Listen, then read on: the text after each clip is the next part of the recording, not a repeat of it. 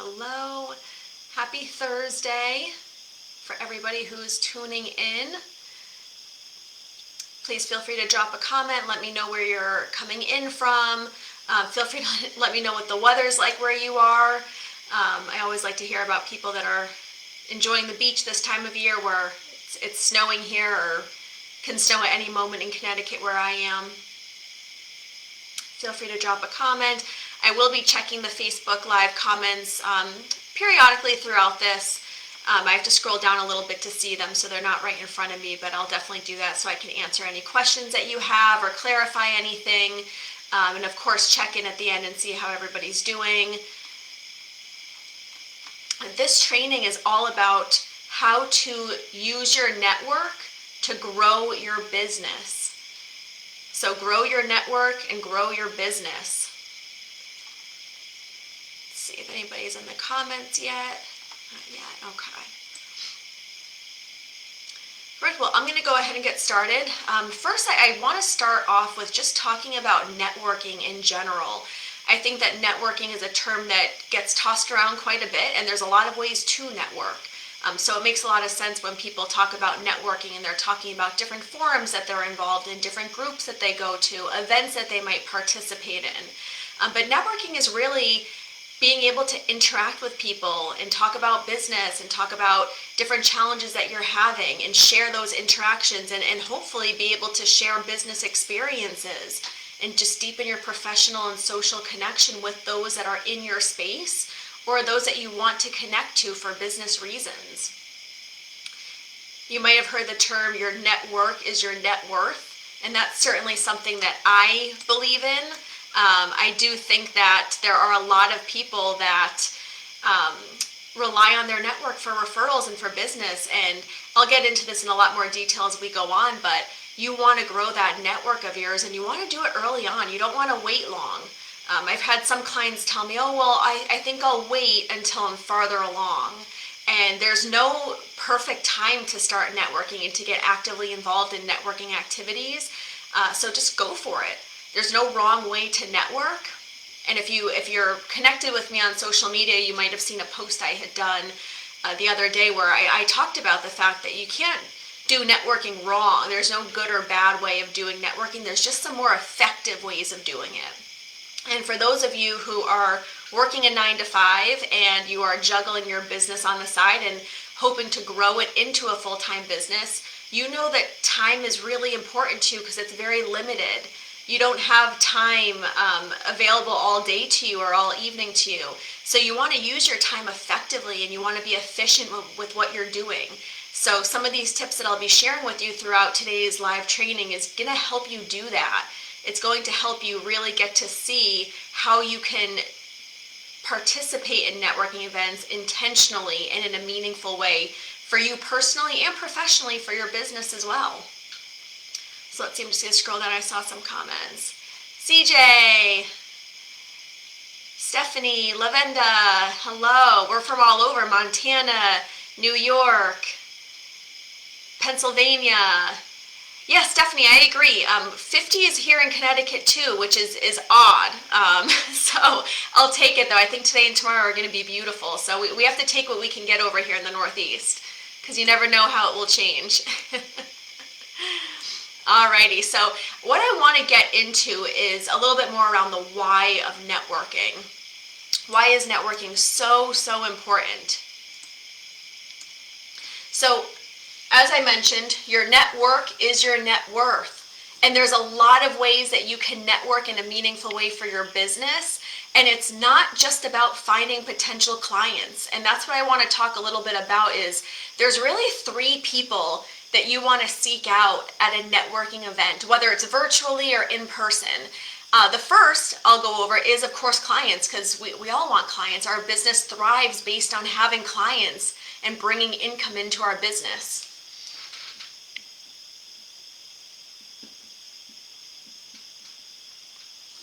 So we want to find our clients.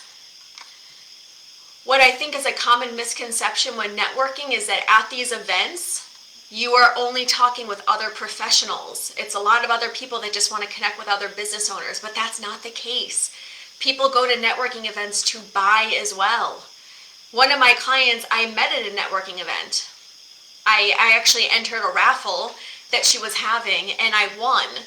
So I got to interact with her not only when I was filling out the raffle form, but then I got to go up and get my prize, towards the end of the evening. And I got to chat with her a little bit, and we didn't chat for long, but it was just that exchange of energy and interaction that, she flat out told me after she signed, hey, if I didn't meet you, I don't know that I would have signed. I wouldn't have had that connection with you. I wouldn't have been able to have that personal interaction. So networking is great for finding clients and realizing that when you're at networking events, you're not just talking to other business owners, you're talking to people who are looking to connect with business owners for services that they need. They want to get a feel for somebody before purchasing.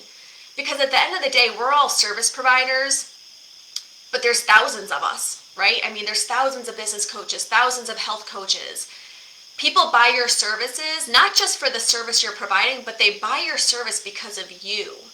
So the more that you can get in front of potential clients at networking events and other activities you may be participating in, the better. You want to form those deep connections because that's what will make people want to buy from you as opposed to somebody else. So think about the fact that when you're attending these, again, virtually or in person, don't just look at others as other business owners that you might connect with, you might, do a nice event with or something like that. Think about the people that could be buying as well. Other business owners may also be buying. They're not just all there to find their own clients or to meet with you and connect with you as a fellow business peer. So always think about the potential that somebody wants to buy and make that connection. When talking with individuals, one thing I like to call out as well is if you are seeing that this person is a potential client of yours and you're just getting that feeling through questions you're asking, the answers that they're giving you, maybe a story that they shared with you, the challenges that they're having and so on, it's very important to get a feel for whether or not they actually want to talk about a sale. Do they want to start hearing about your services? Or are they just building a connection? Again, there's no right or wrong way, and everybody's different. But what I like to tell people as a best practice is unless they flat out ask you, hey, CJ, I really need health coaching. Can I work with you? And they make it very obvious. Don't push a sale when you just meet somebody at a networking event. Instead, take their business card, take their name, their contact information, follow up with them later. Schedule a quick call after and say, hey, I met you at this networking event. It was so great to connect with you. I'd love to chat further. I know you mentioned having challenges in this. Let's catch up. Let's see how, I might be able to help you. But use that time at the event, whether virtual or in person, and just build a connection with that individual. Build that know, like, and trust factor. Get them to know who you are. Build that rapport so they get to like you. They connect with you. And then they trust you. It's hard to do all three of those things in a quick conversation at a networking event. So just build the connection and then, try to do the sale later on. If they flat out ask you though, go for it. I mean, they're opening up that conversation. So it's game for you at that point. But if they don't flat out ask and make it very apparent that that's what they're looking for, don't push it. Follow up later. Just jot down their name and make sure you follow up the next day or so. The second individual that you're going to want to keep an eye out for are referral partners.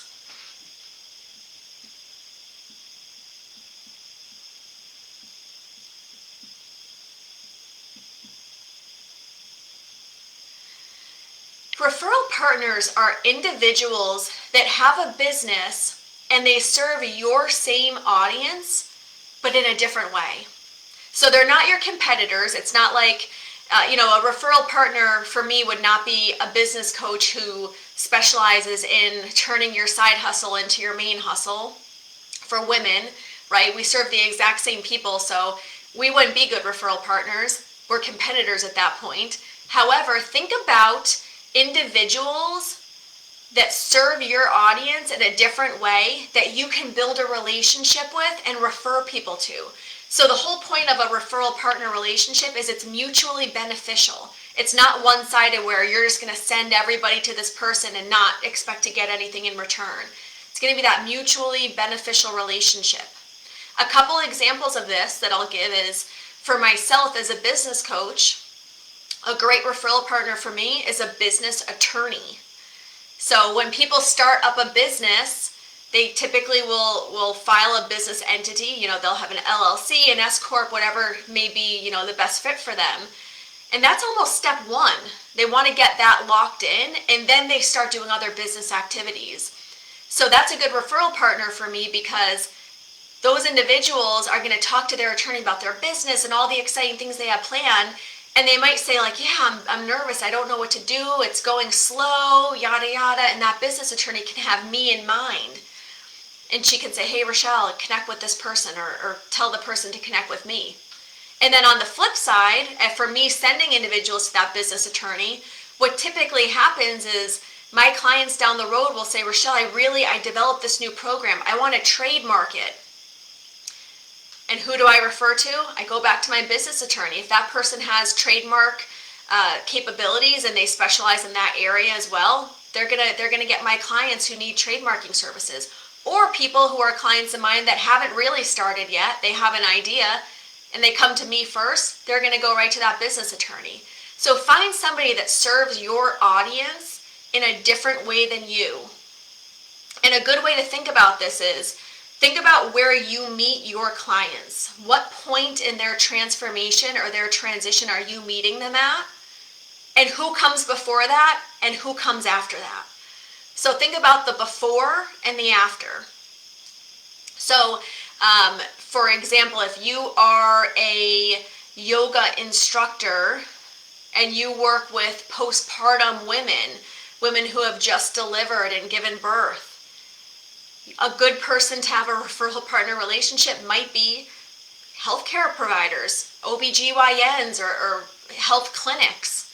Those might be good referral partners. So think about who serves your same audience. They either meet them before you or after you, and get connected with those individuals. You want to have a bank of referral partners, not just one or two. And the reason for that is your referral partners are like an internal marketing team for you. And the reason for that is they have you in their back pocket. So when they get asked questions, or they have clients struggling with something that they can't help them with, but you can, they're going to send them your way. They know about your services. They know you. They trust you. And I think for all of us, when we have an issue with anything, whether it's, home improvement stuff or professionally or personally, we typically don't go on Google right away and look up providers for that certain challenge that we have. Typically we ask people, hey, do you know someone who's a chiropractor? Do you know a handyman, a painter? We go off of referrals. That's kind of the human nature, is we want to be referred to somebody that someone that we know trusts. Think about all the people that you've asked, do you know somebody that does this? It's probably quite a few. So you want to be that person in the network of all your referral partners, where they say, oh, CJ, oh, Rochelle's your person, Lavenda's your person, whoever that may be. You want them to think about you, because that's business that comes to you that you didn't even really have to do much for. They might not have even seen your social media marketing. They just got the referral and they called you or they emailed you. And now you might have a potential client, and you didn't have to work that hard to get that person. Your referral partner did the work for you. So there's a lot of magic in referral partners. And I challenge you at some point, whether it's after this training or some point this week, really jot down those individuals, the people before and the people that come after your process. Those are the most common referral partners you'll find. People who help your clients before they would come to you, or people after. Build that list. And then what's important is, don't just talk to them one time. Talk to them regularly. You need to build a relationship with these individuals. They need to know, like, and trust you before they pass you along as a referral. If they don't feel like they know you well, or they don't know your services well, they're probably not going to refer you, because they don't quite have that trust yet. They don't really understand what you're doing or how you help people. I have referral partner conversations almost on a weekly basis at this point. I rotate around. I'm in a networking group where we actually have a one-to-ones that we have metrics around them about holding one-to-ones with those individuals in the networking group, because that's how important they are. It's important to get to know those individuals and have them get to know you as well. So think through your referral partners and keep growing your list and building connections. And you will watch clients come through the door from those individuals. Another thing with referral partners is you can add in a compensation component as well to drive a little more incentive there. If you want, you could do a percentage of whatever the service is that you provide. So if you have, I'll just throw out an easy number for easy math here, but if your service costs $100 and it's a $100 package that you're selling, and your referral partner sent over somebody, you could have that referral partner get a percentage of that package as a nice referral bonus. It could be a flat rate too, but that also gives a little more incentive for that person to refer over. They get a nice little bonus, and vice versa. Again, it's doing those things to keep yourself at the top of their mind. So that's a potential opportunity. Add a nice little bonus. It doesn't always have to be money related too. A referral bonus could even be in the form of you providing a little service to your referral partner. It could be a free call. It could be a free tool, something that you provide your clients. It's not the whole thing, but it's a piece of it. If they have a challenge with that and they're like, oh, Rochelle, instead of giving me a couple $100, would you mind doing a website audit for me? Sure. It's up to you, but that's another way to do it. If you don't feel that you're at the point where you can give compensation to a referral partner, think about a small service that would benefit them that you can provide, and that's their bonus. So think through some of that. Another way to work with referral partners is to share audiences in a very upfront way of joining on lives together. That would be like me bringing on a business attorney in a live training with all of you and sharing information and sharing value.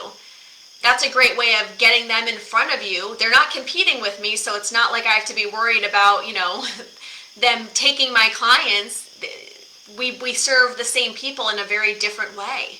So think about that. You can go live with a referral partner and you can both share value and do it with your audience, and then go on their page and do it with their audience. So you both get that benefit of sharing each other's audiences and getting in front of some new people that could turn into potential clients for you.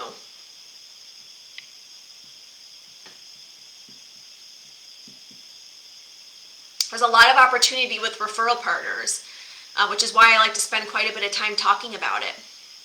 So let me just check the comments quick. Best advice I've got, it's networking, not net sitting or I like that. That is good advice.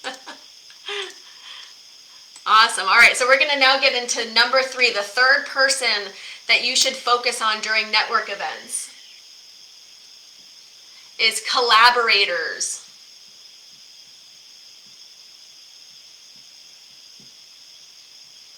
I will make a quick note that these individuals can be referral partners too. These two can be intertwined for sure. However, collaborators are really the individuals that you want to either partner with to do a project, to do a program. Maybe you want to create a brand new service and you don't want to do it by yourself. Or maybe you don't have enough expertise and you need to round that out by bringing on a collaborator to join forces, so you both bring your strengths together and you share that with your audience. It could also be somebody that you want to do an event with. Maybe it's a small business event, and what I want to do is bring in business attorneys, website designers, marketing specialists, and I want to have all these experts together and do a whole event, a whole day retreat, something like that. Those are collaborators. Those are people that, again, they don't share my clients in the sense that they provide the same service as me, but they do share the same clients in terms of who they are looking to work with. Women at a certain point in their business or whoever your audience may be, whoever you're serving. It's the same who, but a different what. Same who, but a different what. So collaborators are really great to connect with because, again, you can do a go live with collaborators too. I could bring on a web designer and we can talk all about the fundamentals and necessities of a website for business owners. Again, we share that same audience, but in very different ways. So these can be relatable. They can be the same people. Sometimes they're not. Sometimes there's collaborators where you'll work with them on specific things, but maybe they're not the best referral partner for you for whatever reason. And that's okay. That's why I like to separate these two. So when you go to a networking event, you don't have to find all three of these people. And I want to make that clear. I don't want you to feel overwhelmed thinking that every time you go to a networking event, whether it's virtual or in person, that you have to find all three of these. Think about your business goals, where you're at with your business, and determine what you need right now. Do you need clients? Are you looking to offboard clients right now and you realize you have a gap and you need to find some clients as soon as possible? Are you good with your clients? Maybe you're maxed out or you're close or you're not wanting to bring people on right now for whatever reason. Look at these individuals. Mainly these ones probably, because referral partners, if you're still not looking to bring on clients right now, you might want to hold off on this or at least maybe start the relationship, but you might want to collaborate. You might want to think about a new program or a new service or doing an event or going live, doing a training with somebody. It's another way to grow your audience without directly asking for clients. The most common combination of what people look for at networking events, I did a poll on this the other day, are clients and collaborators. And I thought that was interesting. I thought it was interesting because, again, I feel that referral partners, these guys right here, they don't get enough attention. People don't give enough attention to finding referral partners. People look for clients and then they look for people to collaborate with. This kind of gets lost right here. So I challenge you again, think about what you need right now in your business when you go to a networking event. If you want all three, go for it. It might be hard to find all three because remember, there's a lot of people there or it's virtual and you have breakout rooms which limit you a little bit. But try to focus on at least one, maybe two, maybe three. If you think you can swing all three, go for all three, but I would definitely try for two. It helps you go into an event with intention of knowing who you're really looking to find. Networking events are great, and again, there's no wrong or right way to do it. There's just more effective ways of doing it. Showing up, introducing yourself to a bunch of people, talking about what you do is totally fine. It's a fine way to network. You're networking. It's better than nothing. But going in and knowing exactly who you want to connect with and focusing on that and having a strategy behind that, that's where you're going to find the most effective way to utilize your efforts during that event. So now that you know the three people that you might want to run into and meet and connect with, the question is, how on earth do you prepare for these conversations, right? We get excited about networking events, and for some of you, they may have still been going on for a while. Here in Connecticut, I've probably been to 3 in-person networking events in the past few months. A couple got canceled after the holidays because of the COVID spike. So depending on where you are, you may be doing these all the time, or you may not be doing them at all because of whatever mandates you have for in-person stuff. But a lot of times we get excited about going, and then we get in there and we're like, oh, what do I say? I don't know how do I introduce myself? We kind of lose sight of why we're there, other than it being a fun event with food and vendors and all that good stuff. So a couple of tips here in preparing is get very clear on who you help and what you do. I did a training on this back in November, I want to say, about optimizing your marketing message. Get very clear who you help and what you do. your I help who with what statement. As a service provider, we help people accomplish a certain goal. Get clear with that and get very comfortable saying it so it rolls off your tongue and it's quick. It's a statement. It's not a 5-minute summary of how you got to where you are and kind of sort of who you help with kind of sort of what you do. You want people to remember what you said and be able to almost repeat it because it's so clear. So get very, very confident in saying that and practice it. I practiced it for the first couple times just at my home. I wanted to make sure that when I got in front of somebody, I didn't feel like I was stumbling. So practice. Another thing to do is when you are attending a networking event, a lot of times they'll provide vendor information ahead of time. So all the vendors, whether it's food or jewelry, different products people make, those will be posted ahead of time. Take a look at the vendor list and try to find where these people might be going. So if I'm looking at a vendor list and I'm seeing some vendors who I can look up on social media and get some more information on, and I see, hey, this person, this vendor here, she's still working her 9-to-5 job and she's doing this. I want to have a conversation with her. I'm going to prioritize going to her table. If I see another vendor where it's a complimentary service to what I do, again, they serve my same audience but in a different way, I'm prioritizing that table too. Because I'm probably going to find these people there hanging out. And when I walk up to that table, not only am I going to introduce myself to that vendor, I'm going to say hi to the people around me and get to know them as well. So do a little research. Don't go cold into a networking event. You can walk all the way around the vendors, you can mingle all over, and you'll be fine with doing that. But remember, these are time limited. Usually they're 2 to 3 hours. So you want to make sure that you focus on what you want to accomplish first, and then go do all the other stuff. So look at that vendor list, identify vendors that could be potential clients for you, or could be places where your clients, referral partners, or collaborators might be hanging out. Go see them, do research, go on their social media, look at their website. That's usually how you'll find the information on whether or not there are any of these people to you, is to go on their website and learn more about them. And then it's a great talking point during a conversation to say, oh, hey, I looked at your website. It looks great. I saw that you do X, Y, and Z. How is that going? I saw that you're still working your full-time job. How is that going? That must be challenging. I know what that's like. So think about all the things that you can bring up in a conversation to show that person that you already looked into them a little bit. You are excited to meet them. So get to know the vendors. Additionally, and this isn't always the case, there could be a participant list provided. That's only happened a couple of times for me. I think it's a 50-50 chance.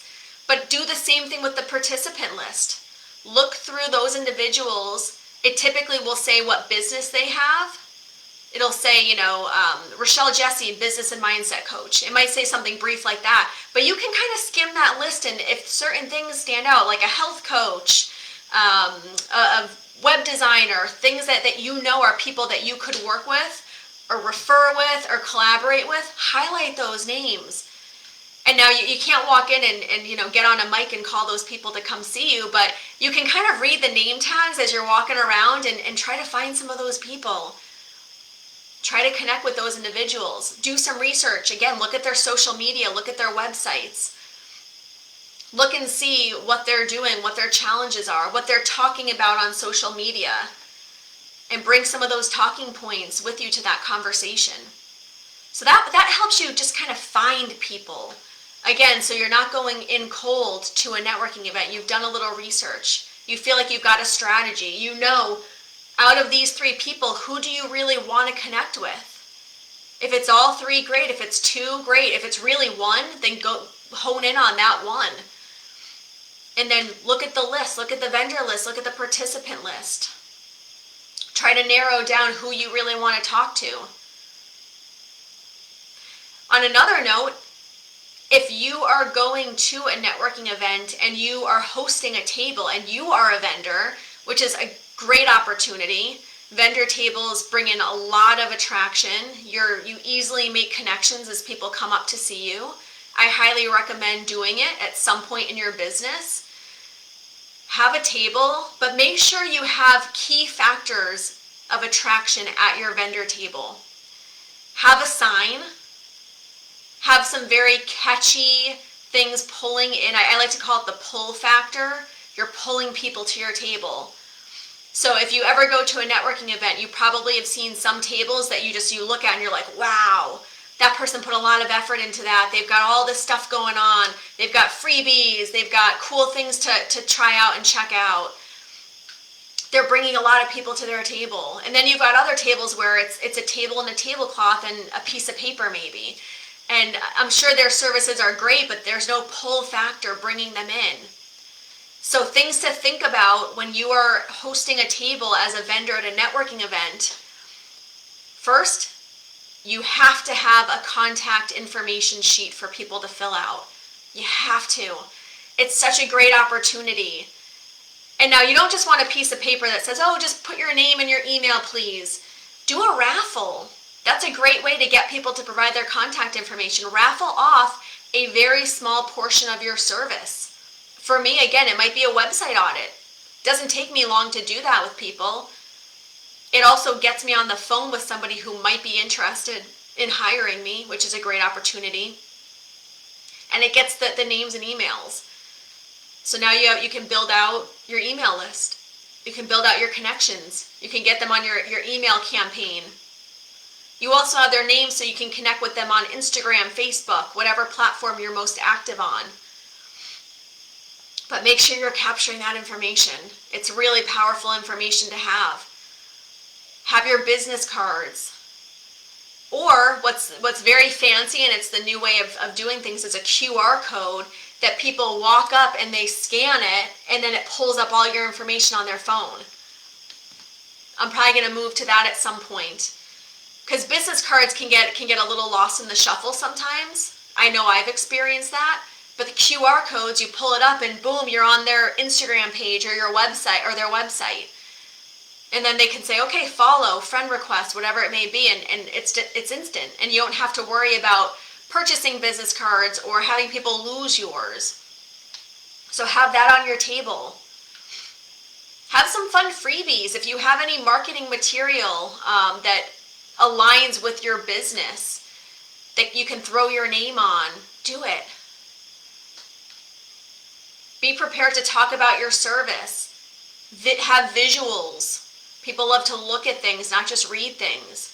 But make sure you have that pull factor. I strategize with my clients on how to have a pull factor at a networking event that's very unique to their industry and what they do. So that's something you definitely want to think about. How are you drawing people to your table and keeping them there for a little while? People will stop by, but they might not stick around. So how do you pull them in and keep them? Some best practices for a virtual networking event. You want, and this is something I see often, bad lighting, a very noisy, busy background. So just from a visual perspective, how you're presenting yourself on a screen is very important. People that have sweatshirts on and their hoods are pulled up or their hats are pulled way down on their face.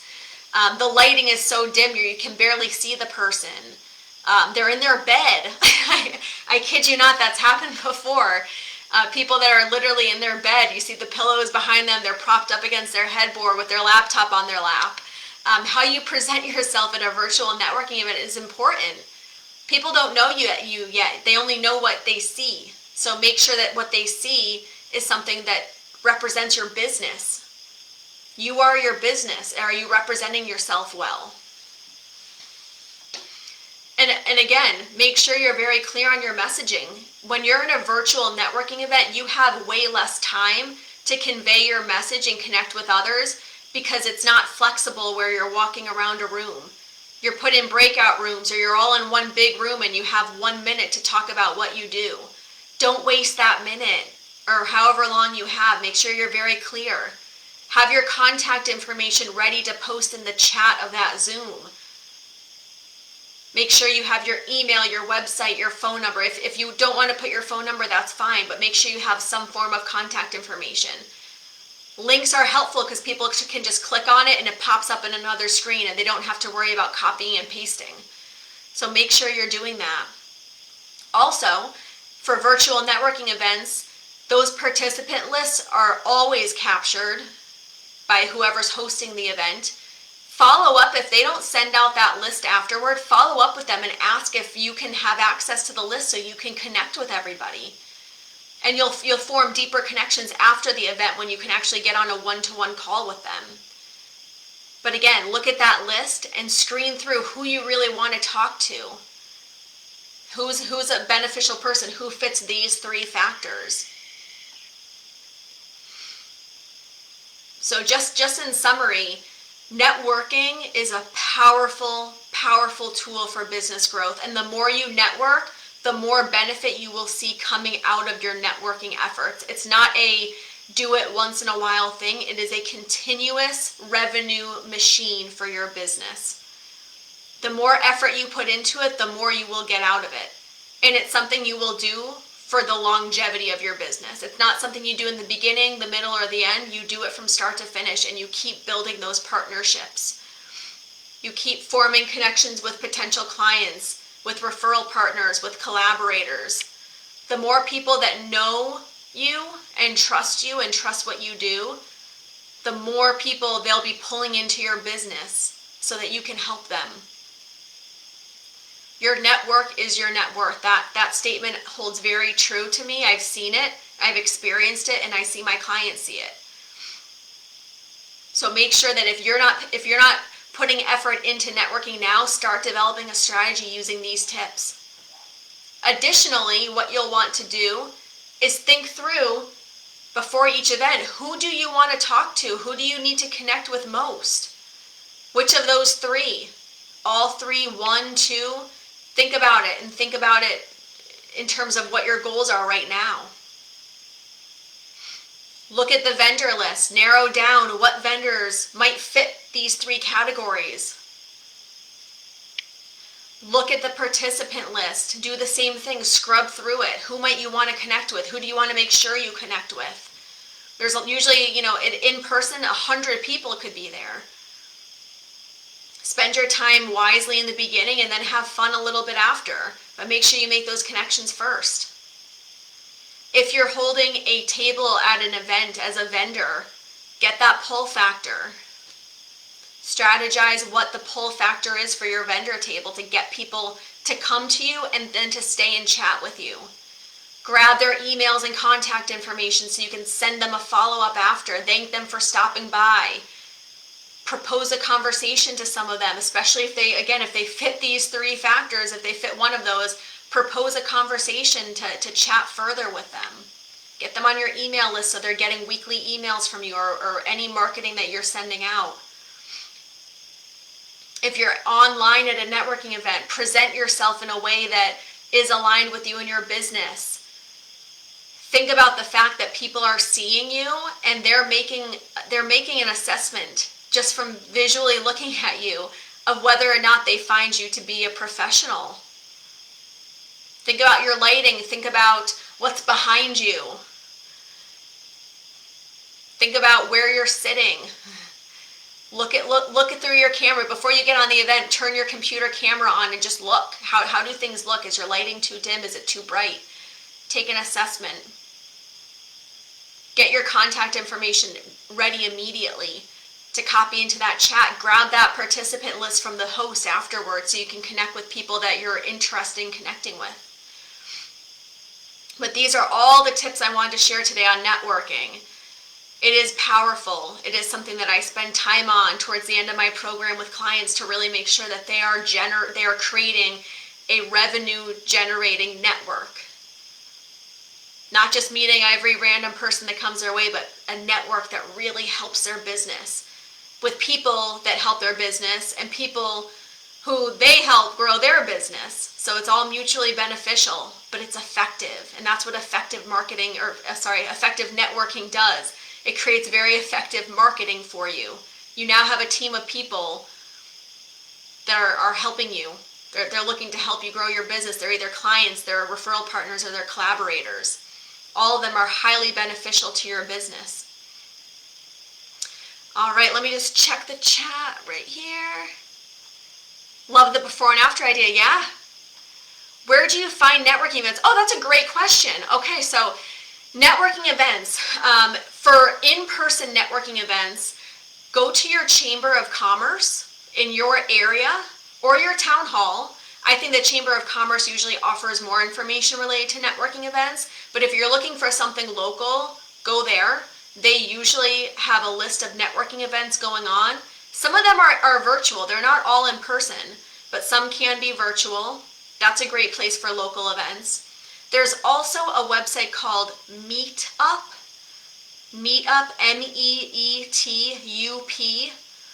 and that is a virtual networking database, and you can find networking events for all different categories, business, art, health, fitness, all different things, and you can join in on those, and they're free, which is great. But that's a great way to join in on networking events. If you're also on social media, you can often search for your town or activities in your state going on.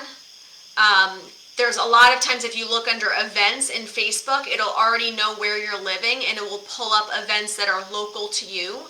So that's a great way to find some local networking events. Go to old-fashioned Google. Networking events in Connecticut, I've searched that before and I've actually found some that I didn't know about. So there's a few ways where you can find some networking events, again, local or virtually. But great question. All right, looks like no more questions. Perfect. So again, if you are a corporate 9-to-5er that not only may be struggling with growing your network, but you're looking to grow your business and turn it into a full-time business, I am always taking on clients. Everything that I'm training on in these live trainings are little mini pieces of my program, little small pieces. So feel free to reach out. I'm always taking clients, and it's a 6-month program, and my clients right now are doing phenomenally. They're seeing changes in their business. They're making changes to continue growing their business. So feel free to shoot me a DM, and I'll keep doing these live trainings each week. Again, these are many pieces of my program, so I enjoy sharing them with all of you. If you have further questions on networking in particular, feel free to comment on this video and just tag me in it so I see it, so I get a notification. Otherwise, I might miss it. But have a great rest of your Thursday, and I will see you all next week.